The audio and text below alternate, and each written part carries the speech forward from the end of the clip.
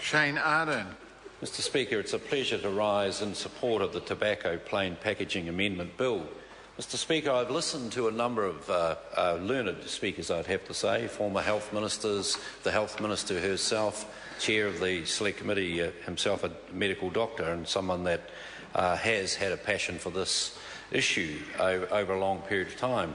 But I just thought I'd share, in the few moments that I'm going to take a call for, some personal experience in the fact that both my parents were smokers. My father was a returned serviceman and, of course, encouraged by the state, in fact, to take up smoking as a way of settling nerves while he was away from late 1939 to early 1945 in the Second World War. So he was absolutely addicted to tobacco to the day he died, and I have no doubt that it aided in the shortening of his life, along with a lot of other, war-related issues.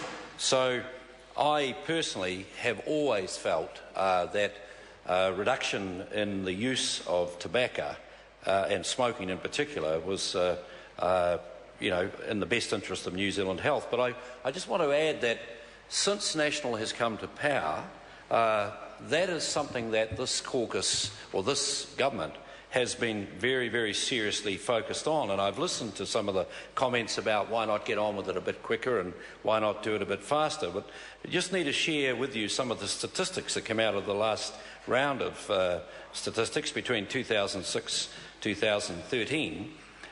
Smoking, or smokers, regular smokers, dropped from 20.69% to 15.11%. So a sharper reduction, you could argue, Mr Speaker, than what we have seen in history, and in Maori in particular, a drop from 42.2% 2006 to 32.7% 2013.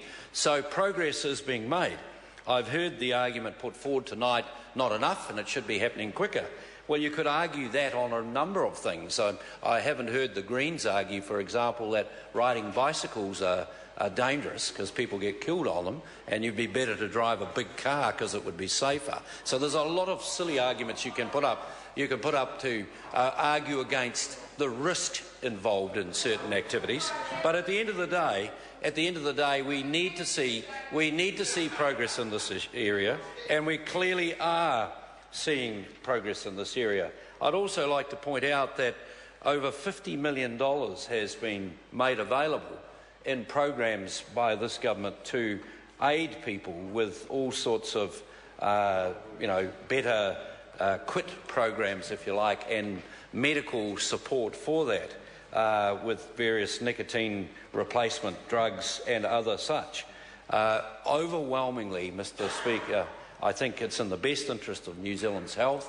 It's in the best interest particularly of our Indigenous Maori and also Pacific Island people's health. And I want to congratulate, in that note, the work of the Maori Affairs Select Committee in the report that they did, because it was quite a brave step for the Honourable Tau Henare and that committee to take in their recommendations. And I suspect, Mr Speaker, over the next few years, a lot of those recommendations will be implemented. And certainly I acknowledge the work that went on in various international forums around what needed to be done and what is being done in regard to smoker cessation. So thank you, Mr Speaker. Honourable Phil Goff. Mr Speaker, I agree with some of what the member who